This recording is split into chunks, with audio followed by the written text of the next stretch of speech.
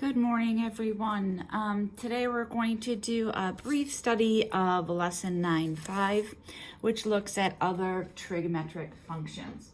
So I have the graph of all 6 trig functions here, and I am going to pull it up nice and close if I can, so that you can see that. So there's a little bit of a glare, but hopefully you can see that. All right, so we've already looked at the sine function and the cosine function.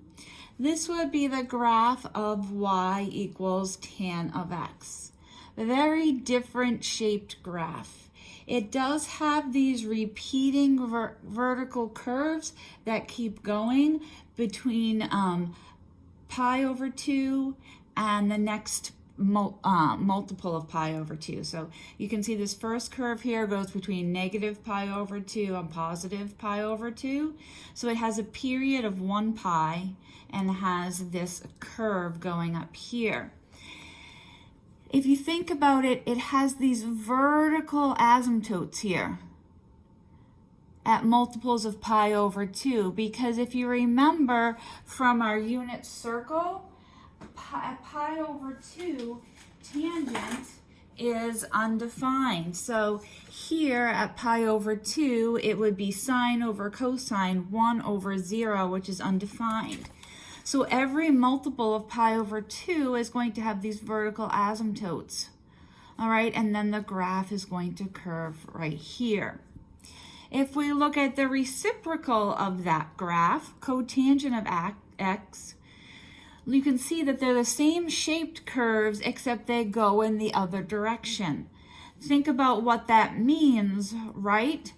So every place here where it went through 0, if we remember from here at pi, when it goes through 0, it's because it's 0 over negative 1. If I flip that over, that's now going to be undefined. So this graph has undefined at all pi values, multiples of pi, negative pi 0, pi, 2 pi.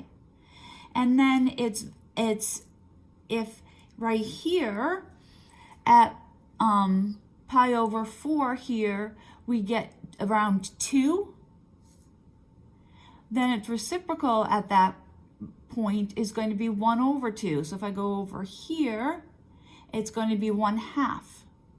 So you can see that the values when these are big are going to be smaller, and etc. These graphs are interesting. Wouldn't be what you would expect for 1 over sine and 1 over cosine.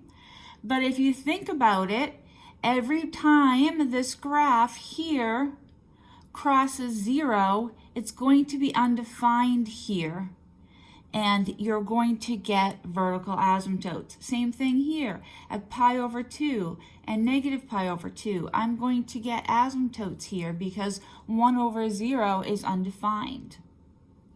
So all you're going to do today is I've put this graphic in your Google Classroom, and then a sheet where you have to fill in the characteristics of the graph. You're going to tell me where it has asymptotes, where it has y-intercepts, what its domain and range is. That information can all be found in your book in lesson 9.5. So you just need to go to the core concept charts in 9.5 and fill in the characteristics of these graphs. We do not need to know how to graph them. We just need to know what their characteristics are. I just want to tell you a reminder about your projects that are due today. I got a good question from a student. The grade I gave you on your rough draft was based on completion. So if you handed in your rough draft on time and you handed in all the pieces, you got 100. I have not gone through it with a fine-tooth comb to make sure your examples are correct or your extra practice problems are correct. So if you got a really good grade on your rough draft, you want to do a really good proofread of your work and then hand in your final draft. Okay? If I made a comment that you were missing some pieces, those are the things that you need to add. Also, on Monday's Google Classroom, I made some general comments about some things that you need to make sure you do, like putting the answer key on a separate page, making sure that it's neat, making sure that your examples give steps as well as just worked out solutions. So check all those things too, and then hand in your project. All right, have a great weekend, and we'll meet again on Monday. Bye-bye.